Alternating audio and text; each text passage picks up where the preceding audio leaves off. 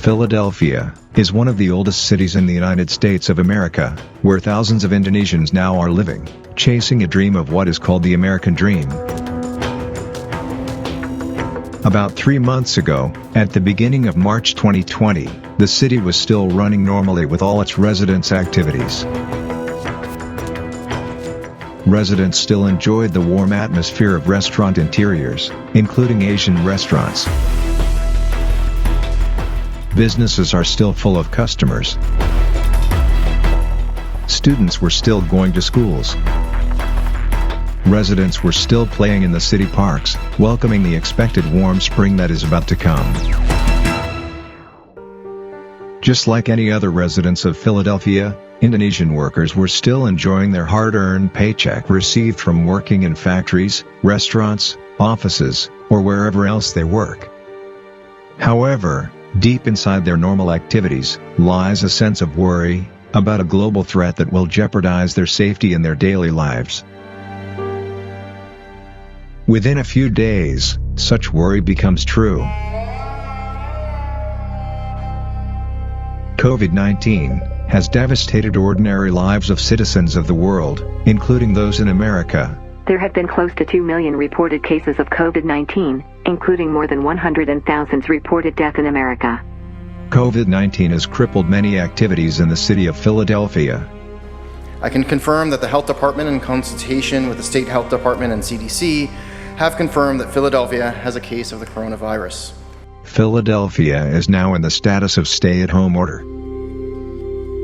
Now, the city of Philadelphia suddenly turned silent. All of its residents' activities are drastically restricted. Members of the Indonesian community in Philadelphia is not an exception. The impact for the Indonesian community here in South Philadelphia is one about the students. They don't go to school and they have to stay home. There's a lot of people that lose their jobs and cannot provide for themselves and for the family.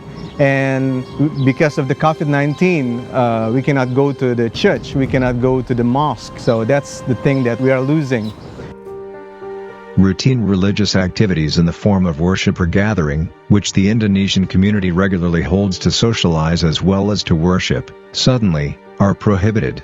By losing the time of spending together in the place of worship like church or mosque, meaning we lose connection, we lose time being together, and that's really important in our community.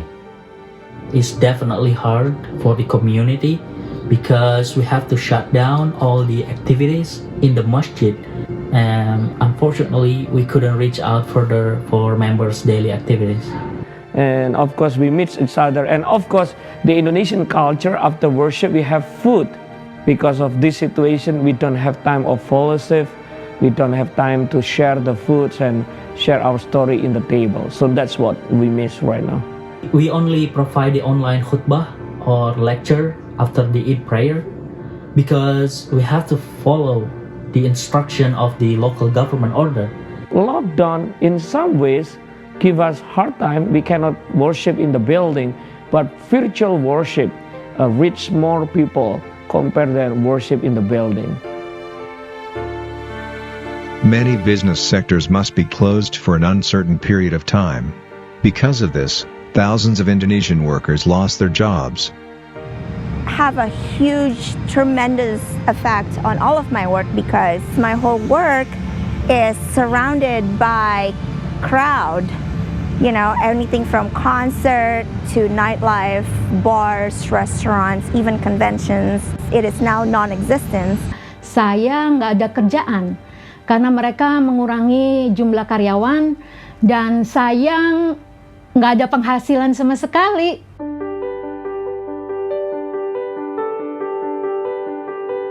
Indonesian community leaders, in collaboration with other members of the community, several humanitarian organizations, religious communities, and business owners, work hand in hand in helping members of the community in various forms of assistance, without breaking social distancing guidelines. Kami memberikan makanan gratis kepada warga Indonesia yang tinggal di South Philadelphia dalam bentuk pengantaran sembako ke alamat-alamat tanpa memandang agama maupun gereja manapun. Tetapi kami juga membagikan ribuan bahan-bahan makanan setiap Senin dan Kamis kepada komunitas bangsa-bangsa bekerja sama dengan CIMEC selama hampir 3 bulan ini. We've been doing in the last 3 months is passing groceries back. After 2 or 3 months, I believe right now we're passing almost 100 plus groceries back every Wednesday. We need that to help our congregation or our people because some of people in very desperate need. Ini sudah minggu yang ke-11, kita seperti biasa setiap Sabtu mengadakan distribusi care package ke saudara-saudara kita yang membutuhkan di South Philadelphia. Jadi biasanya kita sudah ada list namanya dari teman-teman sekitar kita yang kita tahu persis bahwa mereka kehilangan pekerjaan. Kemudian dari situ kita kasih mereka form, jadi di form itu apa aja yang dibutuhkan. Dari list yang ada, kita langsung delivery ke alamat masing-masing. We come together and we collect donations within the community amongst ourselves too to give out care packages specifically for Indonesian community but also just anybody in the neighborhood. This is something that we do every 3 weeks and also we're going to continue to do this for the rest of the year for every month. We also join fundraising with other agencies, with other partners to help the Indonesian community in Philadelphia who is affected by COVID-19 by giving them some financial support. As community, we try to collect funds for the people who are suffered, such as the unemployment members or people who are infected. Financial assistance to alleviate the economic burden not only comes from fellow members Indonesian community, but also the American government. Bantuan juga dari school district bagi anak-anak berupa cash ya melalui EBT card. Jadi itu diambil dari dana lunch anak-anak di sekolah dengan kalkulasi yang mereka lakukan. Jadi para orang tua akan menerima EBT card sama dengan food stamp yang bisa dipakai untuk belanja makanan di rumah. We supporting financially with helping them filling up the application and completing the requirements so that they can get all the benefits available for them. We are so thankful there are members and family who get their rent paid by the city for several months. The state have a PUA, which is Pandemic Unemployment Assistance, and the state level actually also give emergency cash for people that eligible to get food stamp or emergency money. They could get extra help. Now the federal government, the first one is from the SBA or Small Business Assistance, and also federal government giving stimulus money. Last month I got a stimulus from government. It's helped me a lot. Yeah, it's helped. Saya mengerti kalau orang yang baru sembuh, mereka mungkin takut kalau saya masuk kerja. Namun saya juga punya hak sebagai seorang pekerja full time. Oleh sebab itu sekarang saya coba untuk mengapply unemployment.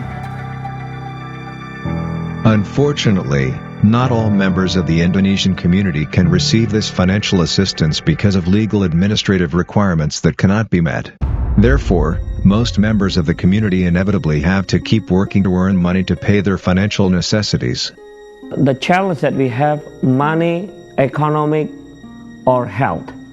I do believe that we do need both of them because when we have money but we don't have health, then what is our money for?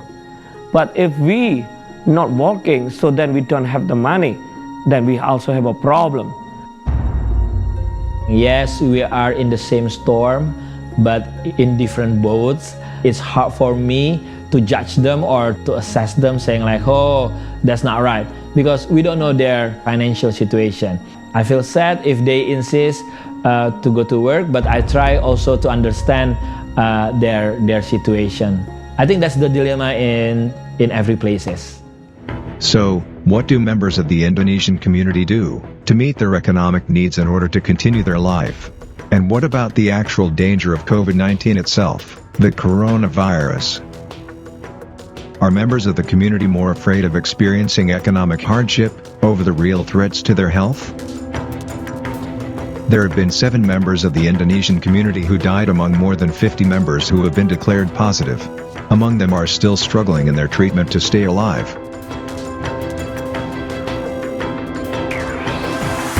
In the next episode, let us find out their story about their struggle to make a living by risking their safety.